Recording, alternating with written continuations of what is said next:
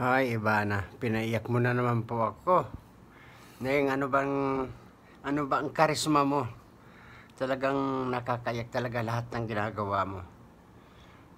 Sana ay bigyan ka pa ng maraming biyaya at kalusugan para marami ka pang matulungan. Kuya, ikaw naman yung tinulungan ay sana ilagay mo sa wasto ang perang ibinigay sa iyo ni Ivana para naman lumago at umasinso naman po tayo. Yan guys, diyan pinayak na naman ako ni Ivana.